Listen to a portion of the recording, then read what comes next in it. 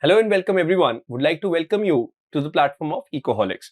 As you all know, UPSC has conducted IES, that is Indian Economic Services Examination. And we are here analyzing the general studies part. Part 1 is already out. We did the history analysis in the part 1. And today in this part 2 of the analysis of GS, we are going to be doing the economics questions analysis. So देखते हैं कि कैसे paper में questions आए हैं और कैसे आप उसको आंसर कर सकते थे. That is going to be the basic idea in this very session, a very short session in fact. So like always, question 3 of the GS paper was about economics, and we had 5 questions in total in the general studies paper which were relating to this particular dimension. So you can certainly have a look at the question. There was a question on scheme, as always, that was Pradhan Mantri Ujjwala Yojana. Then we had a question on USA's decision of tariff, by the Trump administration enhancing the tariff. There was this question. Then we had a question on non-conventional energy. Then we also had a question on Manrega, and we had a question on northeastern India, that why the concentration of industry is not very good in the northeastern part of India. So these were the questions. One by one, of course, we'll be looking at the answers of these questions, that how in the first place were you supposed to write. Now again, I would like to give you the caveat that this is not the model answer specifically which I am giving you.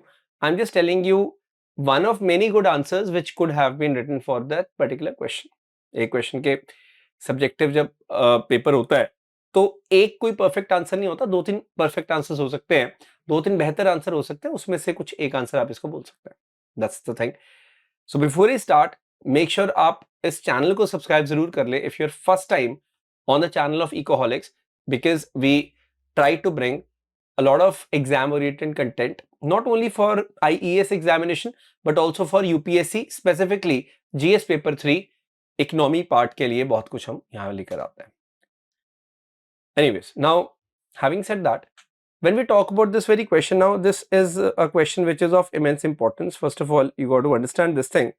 The question which relates to the Pradhan Mantri Ujjwala Yojana. Now that's a very important scheme. So it was launched back in 2016. It is under the Ministry of Petroleum and Natural Gas, and objective was to provide clean cooking fuel to poor households, especially in the rural parts of India. So remember one thing, whenever you have a question like this, it is always advisable to start your answer with a intro, with a basic intro, and the intro can be something like this. Again, you can have your own way of writing. This is one of many good ways of writing the intro to such questions whenever a scheme has been asked. अगर कोई particular scheme पूछी है, तो if you don't know the launching year, that is absolutely fine. You tell the intention of the scheme, you tell the focus of the scheme, you tell what exactly is the target group of the scheme, so that you draw that particular line in front of the examiner, that you know what exactly are you going to be writing. Then you come to the body. What exactly is the demand of the question? Explain the benefits of this scheme. Explain the benefits of Pradhan Mantri Ujjwala Yojana. That is what the question is all about. All right. So then we come to the main part, and the benefits are, of course, providing financial supports for each, LPG connection to the below poverty line household. Now that is actually very much important thing. So financial support जो है वो बहुत important है. On top of that, we see interest-free loans to purchase stove also is there, refill from the oil marketing companies as well. That is great. Moreover, government is going to bear the administrative cost also, like for the connection, like cylinder ho gaya, booklet, safety hose, pressure regulator, everything. So it is not just about LPG connection, it is more than that. Like literally everything which is surrounding that is a part of PMUY, which is the most important, that is Pradhan Mantri Ujjwala Yojana. Now, we should not just mention these kind of things, because there are some environmental gains also. We have to focus that, like forest conservation is also happening. Female ki jo, like women empowerment jo hai, the condition of the female in the household, it is improving. We have to focus there as well. So when we talk about the key benefits, we have to be focusing on the health and environmental gains also. For example, indoor pollution, reduces when you are not using gas chula. So initially the ladies were using chula. Now they have shifted to the gas cylinder, LPG, which is way less polluting. Okay, so it's a clean fuel. So you know, they are having better heart health, better eye health, better respiratory condition. On top of that, we are seeing less dependency on the biomass fuels also, like wood हो गया, cow dung. Hence forest conservation हो रही है. पहले wood को लाती थी forest से, वो क्या कर रहे हैं, forest की conservation हो रही है. So women health is better. Indoor people, all of the people living indoor, their health is better, and forest conservation is happening. So you can see health and environmental gains are happening. On top of that, connections are being issued in the name of female household, female member of the household. Hence financial inclusion भी हो रहा है, female की dignity भी improve हो रही है, and ultimately female also don't have to go through that task of fuel collection, तो उसका टाइम बच रहा है. आप ये सोचो, एक घर की बहू है, एक घर की बेटी है. सो एक बेटी की मैं एग्जांपल लेता हूं, वो बेटी है 13 साल की, ठीक है, 13 years daughter of a particular house hold. So in the entire day, if she is spending 3-4 hours for just fuel collection, going to the forest, वो 3-4 आवर्स को अगर वो पढ़ाई में डिवोट करती है तो उसकी क्या होगी, पढ़ाई में बेटर वो करेगी. ये मैं एक छोटा सा एग्जांपल दे रहा हूं. तो यहाँ पे वो जो टास्क ऑफ फ्यूल कलेक्शन है, अगर वो बंद हो रहा है तो वेमेन का टाइम बच रहा है, और उस टाइम को वो कहीं और यूटिलाइज कर रही है. ये एक बहुत इंपॉर्टेंट चीज है. So that is how you have to relate that. And then of course when you conclude that, so always remember this thing, you know, wherever possible, I always suggest that we should be, you know, focusing on the sustainable development goals. SDGs के साथ अगर हम link करके उसको conclude करते हैं, that is the best thing, that this scheme is a transformational welfare scheme. It is addressing poverty, gender inequality, health, environment, and it contributes to India's commitment under SDGs. Particularly SDG 3 हो गया जो good health का है, SDG 5 gender equality, और SDG 7 तो है ही है. सबसे इंपॉर्टेंट यहाँ पे है affordable and clean energy, that is SDG 7. सो अगर आप बाकी SDG मेंशन नहीं भी करते हो, वैसे तो करना चाहिए, पर SDG 7 तो आपने मेंशन करना ही है, बिकॉज SDGs में SDG 7 is most important whenever we are talking of this very example, that is very much important. ये इस particular question में SDG 7 आपका सबसे ज्यादा इंपॉर्टेंट था. So I am really very hopeful that you know such questions now give you an idea कि कैसे आप आंसर कर रहे हो, मतलब किसी भी क्वेश्चन का जो आंसर है वो किस प्रकार से करना है, ये आप देखें. सो SDG 3, 5 और 7 याद रखें, हमेशा आपका यूज हो जाता है किसी न किसी क्वेश्चन में. ये गुड हेल्थ वाला, जेंडर इक्वालिटी वाला और क्लीन एनर्जी वाला.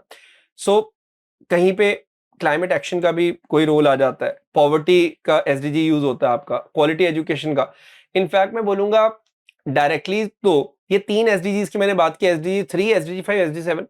Indirectly if you ask me, then we can have so many linked है, लाइक पॉवर्टी पे भी ये इंपैक्ट करेगा, हेल्थ तो बढ़ा ही रहा है, सो वो दोनों इंटरकनेक्ट हो जाते हैं. उसके बाद हम लोग बात करते हैं जैसे we talk about reduced inequalities, वो भी हो रही है कहीं ना कहीं. सो in a way you can connect it to so many things. So anyways, I hope this idea is absolutely clear. Let's move to the next question now. Now the next question again, if I talk about question number 2 जो इस बार आया है economy वाले portion में, so let's now talk about that. It was related to this tariffs, बहुत current oriented आ गया, that examine the impacts of USA decision to enhance tariffs on several Indian goods on Indian economy. तो ये जो tariff hike है तो उसका basically इसने पूरा इंपैक्ट पूछ लिया. अब इसमें क्या होता है, आप जब भी स्टार्ट करते हो कि भाई decision of the US to increase the tariffs, it has significant implications for bilateral trade, for domestic industries, and our entire macro economic balance. ये सब आप यूज कर सकते हो जार्गन्स, बिकॉज आप सारे इकोनॉमी के स्टूडेंट हो. And USA is one of the India's largest trading partner, hence this impact widely across sector. So ultimately ये आप एक बेसिक सी इंट्रो आप ऐसे लिख सकते हो, you can write even better, but this is a very basic intro which you certainly can write. Now the question is कि how in the first place are we going to see the impact of this tariff hikes. ये बहुत ज्यादा important है, तो उसके बारे में बात करते हैं. I will try two point out 5-6 points यहाँ पे जिसके अराउंड यहाँ पे आंसर बन सकता था, क्योंकि you have to examine the entire impact of USA's decision to enhance tariffs on several Indian goods. Now, if you have read this news specifically, आप बताना चाहते हो कि कितनी टैरिफ इंक्रीज की है, क्या है हाइक्स, तो वो भी आप बता सकते हो. That is totally up to you. For example, the most important one is reduced export competitiveness. So when we talk about tariff hike, उससे क्या होता है? So Indian products are very much costlier in US, hence there will be decline in the demand, or we will not be able to compete with the goods from US or some other markets. That is the biggest thing we have to understand. Because mind you, again मैं आपको question पढ़ा रहा हूं on Indian goods बोला, ठीक है जी. So tariffs on several Indian goods on Indian economy. So कहीं ना कहीं उसी के साथ आपने वो कीवर्ड को पिक करना था. एमएसएमई सेक्टर में क्या है, बहुत सारी हम जो एमएसएमईज हैं वो क्या एक्सपोर्ट ओरिएंटेड है. Hence a lot of revenue losses are going to be there. Maybe some layoffs can happen and employment loss can happen. Probable employment loss की मैंने बात की है, बिकॉज जब प्रॉफिट नहीं होता है तो companies resort to cost cutting and the cost cutting in a way leads to layoffs. तो ये हो सकता है. फिर ट्रेड बैलेंस की हम बात करते हैं कि reduce exports, hence current account deficit जो कैड है that certainly will be hampered in the negative sense. Supply chain disruptions की हम लोग बात करते हैं. For example export link supply chains, अगर हम ऑटो सेक्टर की बात करते हैं, फार्मा या electronics, so they will face pricing and logistics issue because of the hike in the tariff. Investor के सेंटिमेंट पे बहुत बड़ा इंपैक्ट पड़ता है, बिकॉज अल्टीमेटली जो फॉरेन इन्वेस्टर है जो हमारे इंडिया की उस पर्टिकुलर इंडस्ट्री में इन्वेस्ट कर रहा था जो कि यूएस को एक्सपोर्ट कर रही थी, अब उसका जो कॉन्फिडेंस है वो थोड़ा सा डाउन जाएगा.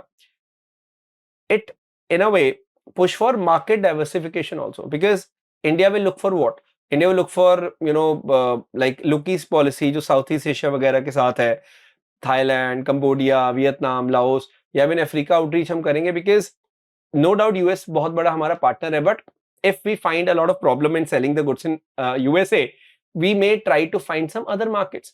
On top of that, हम लोग आत्मनिर्भरता को भी फोकस करेंगे.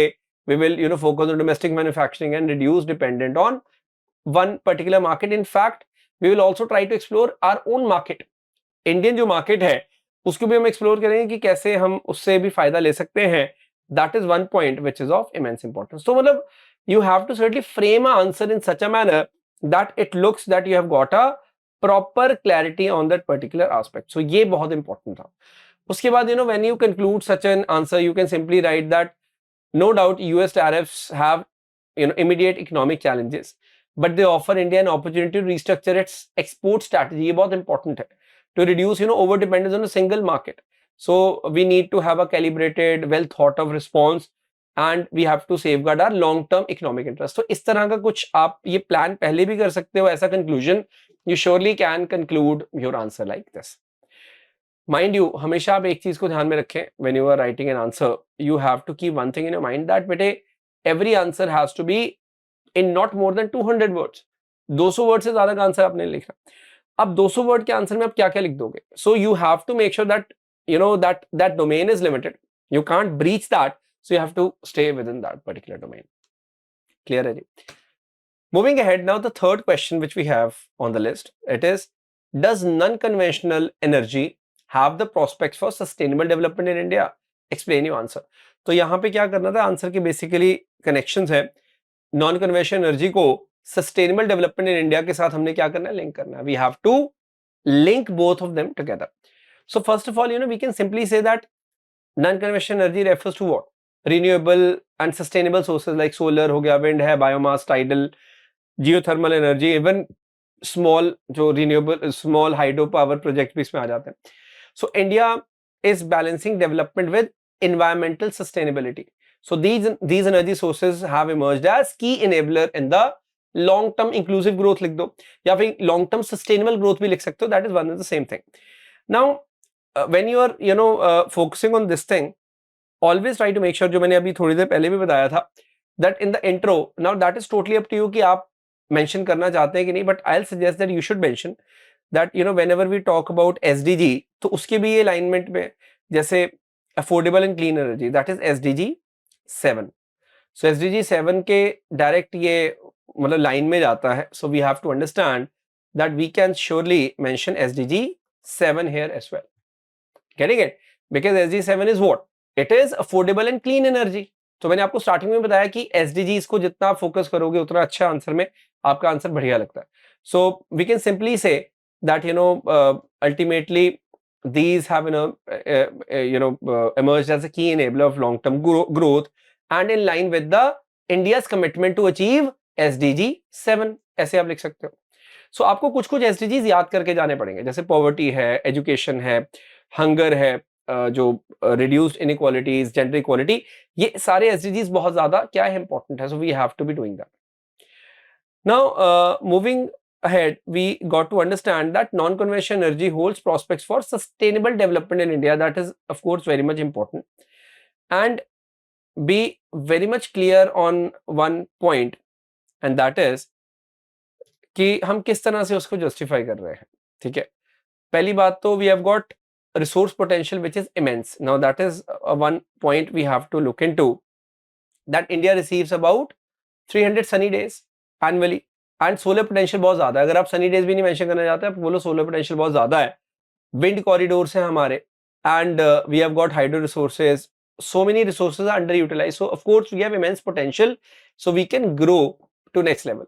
On top of that, we also are aiming net zero carbon emission by 2070. ये बहुत important है. उसके बाद हम बात करते हैं एनर्जी सिक्योरिटी की, तो reducing dependence on the imported fossil fuel, ये लॉन्ग टर्म एनर्जी इंडिपेंडेंस भी मेक श्योर करता है. क्योंकि देखो क्वेश्चन में क्या पूछ रहा है, ये आप ध्यान में रखें. क्वेश्चन यही कह रहा है कि non conventional energy have prospects for sustainable development in India. तो कैसे आप उसको मतलब जस्टिफाई कर रहे हो, कैसे आप उसको एक्सप्लेन कर रहे हो, ये है सस्टेनेबल डेवलपमेंट की बात हो रही है. तो ये सस्टेनेबल डेवलपमेंट की बिल्कुल बात है. एनर्जी सिक्योरिटी होना, सस्टेनेबिलिटी होना, एबंडेंट तो है ही है वो. ऑन टॉप ऑफ दैट हम लोग बात करते हैं रूरल डेवलपमेंट की, जैसे ऑफ ग्रिड सोलर है या बायोगैस प्लांट्स हैं. तो यहाँ पे क्या है, जैसे इवन कुसुम है, बहुत अच्छा एक एग्जांपल है. कुसुम इरिगेशन पंप्स को हमने सोलराइज कर दिया, सोलर पैनल्स लगा दिए, that is great. So farm के ऊपर जो फार्मर है, मे बी उसको रेगुलर इलेक्ट्रिसिटी नहीं मिली, but he is able to utilize that properly. We will be generating a lot of jobs, green jobs जो होती हैं इस सेक्टर में. And program like we have got solar mission, FAME है electric vehicles के adoption के लिए, एंड प्रोडक्शन लिंक्ड इंसेंटिव्स भी दिए जा रहे हैं. सो इंडिया का जो SDG 7 है, वो क्लीन एनर्जी के साथ साथ इनोवेशन क्लाइमेट एक्शन भी अचीव हो रहा है, विच इज एक्चुअली ग्रेट. मैं यही बोल रहा था, ये आप इंट्रो में भी यूज कर सकते हो इसको. That is totally up to you कि आप कैसे इससे मतलब डील करते हैं, but certainly we can use it in the introduction aspect as well. So that is the point you have to understand. हाँ जी, हाँ जी, हाँ जी. Is that 100% clear? So मतलब इस तरह से आपने उसको लिंक करना था आपस में. देन ऑफ कोर्स आप कंक्लूड इसी तरह करोगे कि सच एनर्जी, नॉन कन्वेंशनल एनर्जी जो है, renewable energy, it offers a sustainable solution to India's growing energy needs. That's one thing. So with strong policy support and technological innovation and public private investments, we can it certainly can play a very important role, a pivotal role in achieving sustainable development. हो सकते हैं climate goals है, inclusive rural empowerment या inclusive growth, आप कुछ भी वो अपने हिसाब से उसको बना सकते हो. That is totally up to you. So I am 100% sure that now you are at least getting an idea कि how in the first place are you supposed to write an answer. वो बहुत important है. So मैं वो आपको सिर्फ bullet points नहीं बता रहा. I am basically telling you the ways in which you are supposed to be writing a particular answer. Because देखो, कभी भी आप एग्जाम में जाते हो तो एग्जामिनर आपसे एक डिसेंट आंसर की तो एक्सपेक्टेशन रख ही रहा है. ये आप माइंड में रखें तो आप रैंडमली कुछ भी नहीं लिख सकते. You have to write a decent answer, and that is why it is suggested that you write in such manner. Okay, अब एक क्वेश्चन था, क्वेश्चन नंबर 4. क्वेश्चन 4 वाज मनरेगा is successful welfare oriented act for upliftment of rural people in India, elucidate. तो आपको इसी को पूरा expand करना है. अब again it is always advisable to write first of all that what exactly is MNREGA. MNREGA आखिरकार है क्या, आप वो चीज को एक्सप्लेन करेंगे, and only then your answer will be considered as complete. ये तो फैक्ट की बात है. So अगर आप ये नहीं बताते कि मनरेगा है क्या, then certainly it is not a great answer. So when you start writing, it is always advisable कि आप लिखें जैसे Mahatma Gandhi national rural employment guarantee act 2005.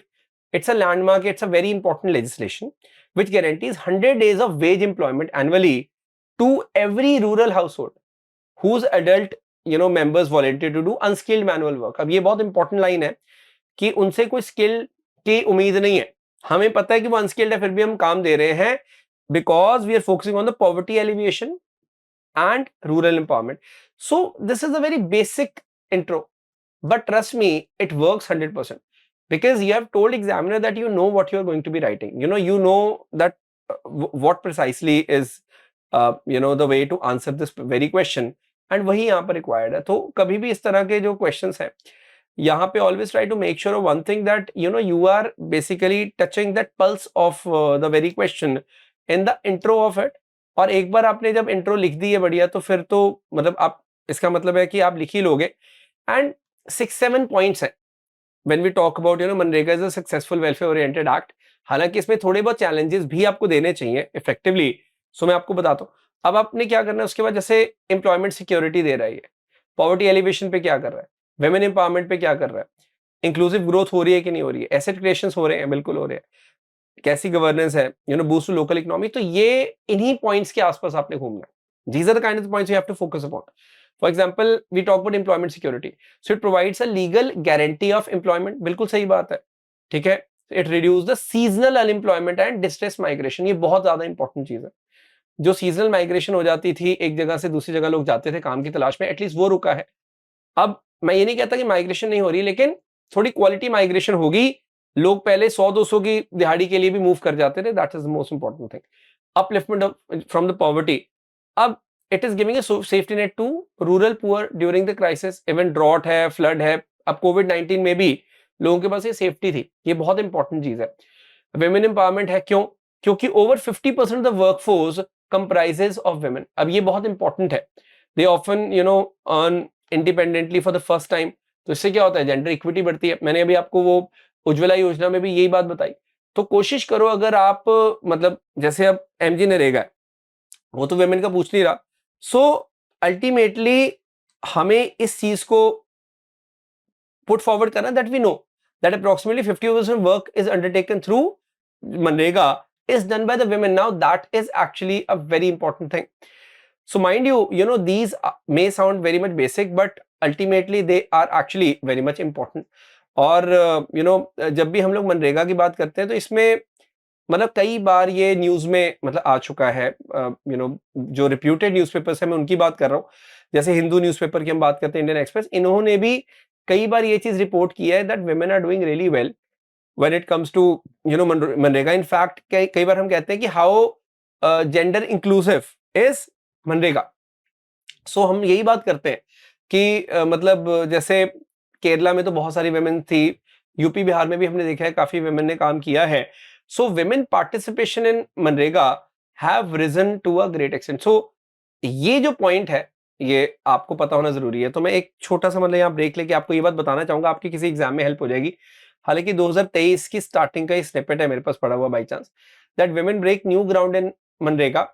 They make up 57% of the scheme beneficiary in 2022-23। a 10-year high basically हम बात करते हैं, जैसे UP Bihar, they recorded high proportion of women workers. So ये बहुत इंपॉर्टेंट चीज है, आपको इस चीज को माइंड में रखना है। बिकॉज देखो क्वेश्चन क्या है, मैं फिर से क्वेश्चन पे लेके जा रहा हूँ कि मनरेगा successful welfare oriented act for upliftment of rural people in India. So you have to mention that कि भाई 50% तो women है ही है, getting it. And asset creation की तो बात हम करते हैं। अब देखिए इंक्लूसिव ग्रोथ क्या है, बहुत सारे एससी एसटीज लैंडलेस लेबरर वगैरह काम करते हैं इसमें, तो कहीं ना कहीं क्या है, सोशल इक्विटी की बात होती है। अब आप ये देखो, ये कीवर्ड्स आपको यूज करने हैं, जैसे जेंडर इक्विटी वेमेन की उसमें है, एससी एसटी की बात, सोशल इक्विटी का बात आ रहा है ना। उसके बाद ये कीवर्ड्स आप यूज करेंगे, इनको अंडरलाइन करेंगे, तभी आपको अच्छे मार्क्स मिलते हैं। एसेट क्रिएशन की हम बात करते हैं, तो ड्यूरेबल एसेट्स बनते हैं, जैसे छोटे मोटे चेक डैम्स बनते हैं, छोटी मोटी पेव्ड रोड्स बन जाती हैं, पॉन्ड्स बनते हैं, फार्म्स की बंड्स हम बना देते हैं। तो आप ये देखोगे वाटर कंजर्वेशन वगैरह होता है। मैं नहीं कहता कि बहुत ताजमहल वो बना देंगे, लेकिन मैं सिर्फ ये बोल रहा हूं कि ड्यूरेबल एसेट्स बन रहे हैं। यहाँ पे durable assets is more important than anything else. तो ये अगेन एक कीवर्ड है जो मैं यहाँ पे हाईलाइट करना चाहूंगा, ड्यूरेबल एसेट्स। यहाँ पे, यहाँ सोशल इक्विटी है, यहाँ पे जेंडर इक्विटी है, ठीक है। यहाँ पे क्या था, safety net for rural poors, यहाँ पे क्या था, गारंटी ऑफ एम्प्लॉयमेंट। सो आपको इन चीजों का ध्यान देना होगा बेटे, ये बहुत ज्यादा इंपॉर्टेंट एस्पेक्ट्स है जो मैं यहाँ पे रख रहा हूँ। मतलब मनरेगा पे आज इसमें क्वेश्चन आया, कल को सिविल सर्विसेज में क्वेश्चन आएगा, आपको पता होना चाहिए कि कैसे आंसर करना है। अब डिसेंट्रलाइज गवर्नेंस की क्या बात है, क्योंकि gram panchayat is playing a very important role. Tier 3 local self government की हम लोग बात करते हैं। So gram panchayat is doing a great job in that, so it is crucial in planning execution, ये बहुत इंपॉर्टेंट है। लोकल इकोनॉमी को बूस्ट मिलेगा, बिल्कुल मिलेगा। क्यों मिलेगा, वेज इन्फ्यूशन हो रही है। तो अब किसी ने अगर 200 रुपए भी कमाए, तो वो क्या कर रहा है, 200 रुपए का कुछ भी खरीद रहा है वो बाजार से जाके, ठीक है। हो सकता है वो बीड़ी खरीद रहा है, मैं एक एग्जांपल दे रहा हूं, बट उससे क्या है, इकोनॉमी बूस्ट हो रही है कि नहीं, कुछ पैसा मार्केट में जा रहा है, वो खाना खरीद रहा है, वो चावल खरीद रहा है, कुछ भी खरीद रहा है, तो वो क्या है, इकोनॉमी को चलाते हैं ऐसे, ये एक पूरा इंपॉर्टेंट एस्पेक्ट है। अब इसमें मैं ये डिनाई नहीं करता कि we do have some challenges, and since अब ये क्वेश्चन चलो इलुसिडेट के ऊपर है, but in one line you can just mention कि हाँ कुछ चैलेंजेस है। For example we have got some delays in wage payments, कई बार घोस्ट बेनिफिशियरीज का भी बात आती है, हालांकि डायरेक्ट बेनिफिट ट्रांसफर से डीबीटी से ये कुछ हद तक कम हुआ है, बट स्टिल फंड्स नहीं कई बार पूरे यूटिलाइज होते हैं, या मॉनिटरिंग या इवैल्यूएशन की कमी है, बट ओवरऑल अगर आप देखो still it has done a great job since implementation, लगभग 20 साल होने को आए। सो मनरेगा अच्छा चल रहा है, सो एक बहुत बड़ी इंस्पिरेशन भी है। So despite various implementation challenges, अब आप ऐसे कंक्लूड कर सकते हो, it remains a powerful pro poor legislation which has contributed to upliftment of rural India। पहली बात तो ये है। So with improved transparency, use of technology, जैसे अब जियो टैगिंग हो रही है, आधार लिंकिंग हो रही है, या डायरेक्ट बेनिफिट ट्रांसफर हो रहा है, and convergence with other rural schemes, मनरेगा can continue to be a pillar of rural welfare and inclusive development in India. जो इंक्लूसिव डेवलपमेंट की हम बात करते हैं, तो वो एक बहुत बड़ा पिलर उसका बन रहा है, which is great. So we have to look at it in this manner, which is certainly going to be important. So ये इस तरह से आपने इस चीज को देखना है। Getting it? So what my idea is कि अगर इस तरह का कोई भी क्वेश्चन आता है, trust me you have a great scope of getting good marks. It's just that you have to understand how do you write that particular answer, how do you frame that particular answer, that is of course very much important. Clear है जी? So I'm hopeful that things are now becoming more and more clearer. So that is the main idea. चलिए, मनरेगा में देखो, मनरेगा में तो आप literally ऐसे लिख सकते हो, इतनी भारी भरकम स्कीम है ये, हर गवर्नमेंट कुछ ना कुछ करती है इस पे, but then again we have to restrict ourselves and we have to make sure that we stick to the point. Moving ahead, then we have, why is concentration of industry is very poor in the Northeast India? That's one. अब ये देखो, ये first part है इसका. Second part है, what steps have been taken by the government to address this issue? So you are supposed to know that कि आपको यहाँ पे पहले reasons देने हैं, उसके बाद you have to focus on the steps taken by the government, because ये दोनों एड्रेस करने पड़ेंगे तभी आपको मार्क्स मिलेंगे। और यही यहाँ पर मेन मतलब गेम चेंजर होती है ये चीज़ें, कि भाई बहुत सारे लोग इसको समझते नहीं है कि हमें दोनों ही एस्पेक्ट्स को यहाँ पर फोकस करना है, and that is where a lot of people lack. So ये थोड़ा सा यहाँ पे मतलब ट्रिकी इसलिए हो जाते हैं ये वाले questions. So anyways, so having said that, so why is the consideration industry? So पहले तो इंट्रो आप लिख दो। अब इसमें that is totally up to you, आप ये सिंपली लिख सकते हो कि north east region comprises of 8 states, you can even name दो स्टेट्स, नागालैंड, मणिपुर, मिजोरम, मेघालय, सिक्किम, असम, अरुणाचल प्रदेश, या आप सारी स्टेट्स लिख देते हो। उसके बाद then it account for only 8% of the Indian geographical area and around 3.8% of the population. Despite its rich natural resources, it contributes less than 1% of the total industrial output. Now, this is the data which you may not know. I totally can agree to that.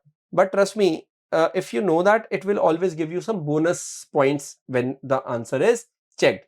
तो अगर आप ऐसा कुछ तैयार कर सको तो आप कर सकते हो.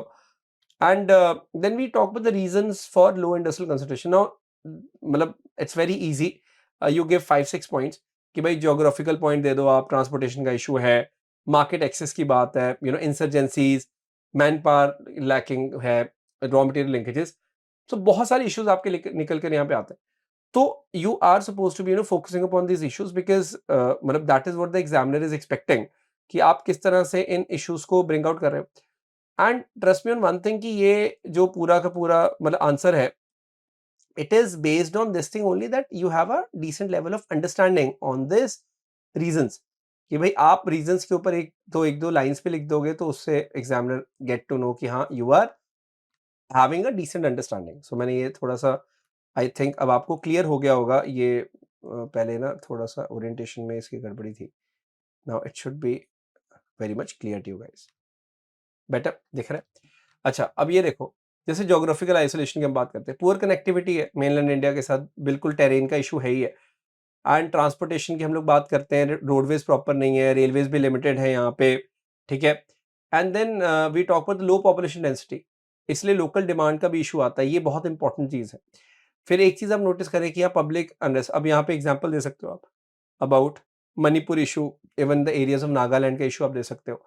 रॉ मटेरियल लिंकेजेस की हम लोग बात करते हैं, स्किल मैन पावर जो है वो यहाँ पर नहीं है, बिकॉज यहाँ का जो यूथ है वो बाकी रीजन्स में चला जाता है। ये सारी जो चीज़ें हैं ये बहुत ज़्यादा इम्पैक्ट करती हैं जो industrial concentration north east India में, that is one aspect. On top of that we got to understand that what are the steps taken by the government. जैसे एक ना बहुत इंपॉर्टेंट है Unnati 2024, recently that was in a lot of news, इसलिए मैं इससे start कर रहा हूँ। सो it is Uttar Purva transformative industrialisation scheme. So it is for the industrial development in the northeast region. That's one thing. And ultimately, it aims to foster industrial growth and development in different sectors. जैसे वो क्या चाह रहा है, proper support, incentives in all the northeastern states. और eligible incentives are accessible to new units और कहीं ना कहीं जो expansion करना चाहते हैं उसको भी मिलता है। तो ये इंडस्ट्रियलाइजेशन के लिए स्पेसिफिक प्लान है, बाकी रैंडम बहुत सारी चीजें आ जाएंगी, बट ये बहुत स्पेसिफिक चीज है जिसपे आपको हिट करना था कि हाँ उन्नति 2024, ठीक है, या उन्नति भी लिख दोगे तो चलेगा। Other than that of course we have a lot of things, जैसे NEIDS है, north east industrial development scheme 2017 की, बहुत इंपॉर्टेंट है। सो ये गवर्नमेंट लेकर आई है। एक्ट ईस्ट पॉलिसी क्या करती है, हमारे जो टाइज हैं आसियान के साथ वो अच्छा करती है, तो उससे क्या है कि नॉर्थ ईस्ट भी इंप्रूव होता है। अब म्यांमार ट्राइलेटरल हाईवे की आप बात कर लो, जो हाईवे थाईलैंड को कनेक्ट करता है इंडिया के साथ, वो भी बन रहा है। फिर north east special infrastructure development scheme जो है, it is for connectivity health care. PM गति शक्ति ने क्या किया बेसिकली, यहाँ पे रेलवेज और रोडवेज वगैरह को और इम्प्रूव करने का प्लान है। Then we are seeing proper connectivity के लिए भारतमाला और सागरमाला भी काम कर रहे हैं। Startup and skill development schemes हैं बहुत सारी, जैसे नॉर्थ ईस्ट रीजन की स्टार्टअप इंडिया, या फिर कौशल विकास योजना। फिर ये डॉनियर है, ministry of development of north east reason, ये डॉनियर इसको बोलते हैं।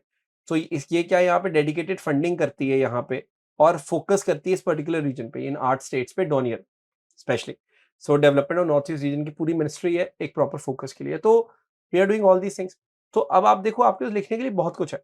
For example you can write about Unnati, ठीक है जी, and then you can certainly write about NEIDS, act east policy ही लिख दो कम से कम, या फिर PM गति शक्ति का मेंशन कर दो, डॉनियर मिनिस्ट्री का मेंशन कर दो। अगर ये 4-5 चीजें भी मेंशन करते हो तब आपका हो जाएगा। हर चीज पे 1-2 लाइन सब लिखोगे, 200 वर्ड्स इजीली हो जाएंगे। And that is what examiner is expecting. They are not expecting कि बहुत ज्यादा आप परफेक्ट कुछ लिख दोगे। इतना भी अगर आप लिखते हो that is good enough, because and में आप ये लिखते हो कि north east reason do face structural, geographical and political challenges. However, Indian government has initiated target policies and support to integrate the region with national industrial development. Simple सी बात है। अब इसमें if you want to throw a fact, integrate a fact, you can surely do that as well. That's totally up to you. अगर आप कोई facts डालना चाहते हैं तो आप बिल्कुल डाल सकते हैं, कोई इसमें दिक्कत नहीं। But all in all what is more important is that हमें एक बेसिक लेवल ऑफ अंडरस्टैंडिंग चाहिए, एक बेसिक लेवल ऑफ क्लैरिटी चाहिए कि लिखना कैसे। सो this is what this session is all about, that you have to have that good level of understanding, good level of clarity in your mind, that how in the first place are you supposed to be writing that particular answer. So we have talked about these 5 questions, और क्या उसके मतलब एक decent से answer हो सकते हैं, उसके बारे में हमने बात की है। And I am hopeful that this session has added some value to your preparation. अब ये सेशन या तो वो देख रहे जिसने पेपर दिया है, मोस्टली वो देख रहे जिसने अगले साल एग्जाम देना है। सो मैं आपको यही सजेशन दूंगा कि मैं नहीं कहता कि पेपर पूरा रिपीट हो जाएगा, ऐसा नहीं होता, बट पेपर की जो थीम है वो चेंज नहीं होती। So this means what, you have to focus on the sustainable development goals, क्योंकि आप ये आंसर में कोट कर सकते हैं, जैसे SDG 7 का मैंने एग्जांपल दिया। You have to focus on various important schemes by the government, उस पर फोकस करें। You have to focus on important news. अब देखो ये US का जो टैरिफ एनहांस है ये आ गया ना पूरा, तो इकोहॉलिक्स पे हम लोग ऐसे सेशंस बनाते रहते हैं, छोटे छोटे सेशंस। उसके बाद you have to focus on जैसे एनर्जी का नया न्यू फॉर्म ऑफ एनर्जी है, या मनरेगा भी ये स्कीम है, देखो इतनी लेजेंडरी स्कीम है। कल को नमामि गंगे वगैरह कुछ पूछ लेगा। अब ये industries in the north east है, ये बड़ा प्रोमिनेंट सा क्वेश्चन है, मतलब this is not a kind of question. अब इसमें फर्स्ट वाले तो सबको पता होगा कि वाई, रीजंस देने वाला। हाँ, इसमें भी मैं मान सकता हूँ कि गवर्नमेंट के स्टेप्स आपको शायद ना पता हो, जो मैंने आपको बता दिए।